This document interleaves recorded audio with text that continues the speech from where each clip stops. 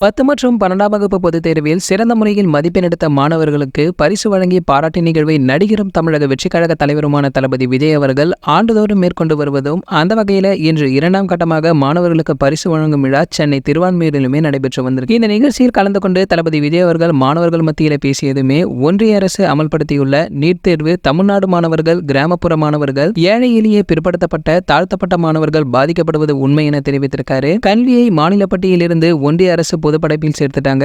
ஒரே நாடு ஒரே பாடத்திட்டம் கல்விக்கு எதிரானது. மாநிலத்திற்கு ஏற்ற மாதிரி பாடத்திட்டம் இருக்க வேண்டும். மாநிலத்தில் படித்துவிட்டு தேசிய அளவில் தேர்வு வைத்தால் எப்படி தேர்ச்சி பெற முடியும்? அதாவது நீட் தேர்வு மேலுள்ள நம்பகத்தன்மை போயிருப்பதாகவும் இதற்கு என்னதான் தீர்வு என தமிழக சட்டமன்ற தேர்தலில் தமிழக அரசு கொண்டு வந்த நீட் விலக்கு மசோதாவிற்கு மனப்பூர்வமாகவும் வரவேற்கிறேன். எனவே ஒன்றிய அரசு காலதாமதம் செய்யாமல் மக்களின் உணர்வுகளை புரிந்து செயல்பட வேண்டும். பொதுப்பட்டியலிருந்து மாநில பட்டியலிருந்து கொண்டு வர வேண்டும். சிறப்பு பொதுப்பட்டியலில் கல்வி மற்றும் சுகாதாரத்துறை சேர்க்க வேண்டும். மாநில அரசுக்கு அதிகாரம் இருந்தாலுமே ஒன்றிய அரசுடைய கட்டுப்பாட்டில் தான் உள்ளது. எனவே ஒன்றிய அரசு தங்களுடைய கட்டுப்பாட்டில் உள்ள மருத்துவக் கல்லூரிகளுக்கு வேண்டும் என்றால் நீட் தேர்வு நடத்திக் கொள்ளலாம் எனவும் தெரிவித்திருக்காரு. தமிழக வெற்றிக் கழக தலைவர் தளபதி விஜய் அவர்களுடைய இந்த பேச்சு பார்த்தீங்கன்னா தமிழக அரசியல் வட்டாரத்தில் பரபரப்பை ஏற்படுத்தியிருந்தும் இந்த பேச்சுடைய மூலம் மத்திய அரசு தன்னுடைய எதிர்ப்பையுமே தமிழக அரசுக்கு தனது ஆதரவையுமே தெரிவித்திருக்காங்க. குறிப்பாக மத்திய அரசு விமர்சிக்கும் வகையில் திமுக அரசு ஒன்றிய அரசு என கூறி வருகிறது. அதே போல தளபதியும் ஒன்றிய அரசு எனவும் கூறி வந்திருக்காரு. இதே போல நீட் தேர்வுக்கு எதிராக தமிழகத்தில் தொடங்கிய எதிர்ப்பு போராட்டம் நாடு முழுவதும் எழுந்திருக்கு. மேலும் இதற்கிடையில தான் தமிழக சட்டமன்ற தேர்தல் நீட் தேர்வு விலக்கு